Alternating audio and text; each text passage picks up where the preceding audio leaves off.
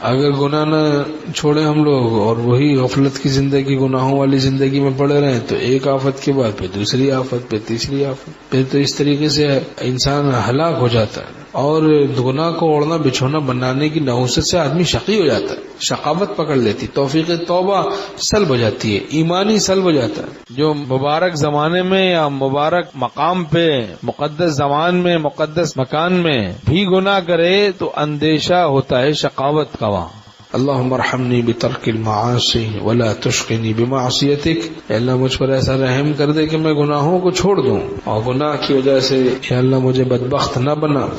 گناہ سے انسان بدبخت بن جاتا ہے، شقی بن جاتا ہے۔ ہر گناہ میں بدبخت بنانے کی خاصیت ہے، ہر گناہ میں، چھوٹا گناہ ہے، بڑا گناہ ہے، اس میں بدبخت بنانے کی خاصیت ہے۔ اس سے ہم بچے ہیں، نافرمانی سے۔ کسی گناہ کو معمولی نہیں سمجھنا، ورنہ وہی گناہ پھر بدبخت بنا دیتا۔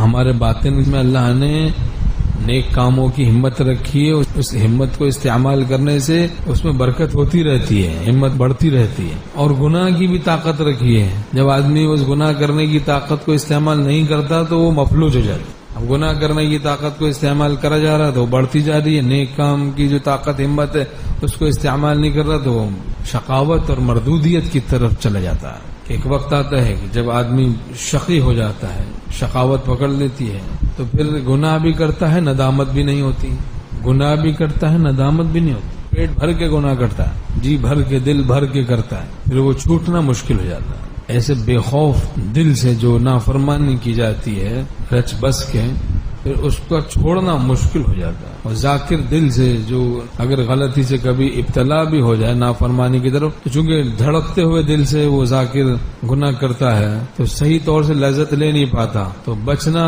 لوٹنا آسان ہوتا ہے۔ تو ہمت جو اللہ نے دی ہے نیک کاموں کی، ہم اس کو استعمال کریں، اور یہ کہ اللہ سے ہم دعا کریں، اللہ جو آپ نے ہمیں نیک کاموں کی ہمت دی اس کو استعمال کرنے کی ہمت عطا کر۔ ہمارے شیخ رحمۃ اللہ لا حول ولا قوت الا باللہ ہر نماز کے بعد 7 دفعہ 11 دفعہ تعلیم فرماتے، اس کو معمول بناؤ، فرمایا بڑی برکت ہوتی ہے، اس سے بندہ اللہ کا ولی بن جاتا ہے رفتہ رفتہ۔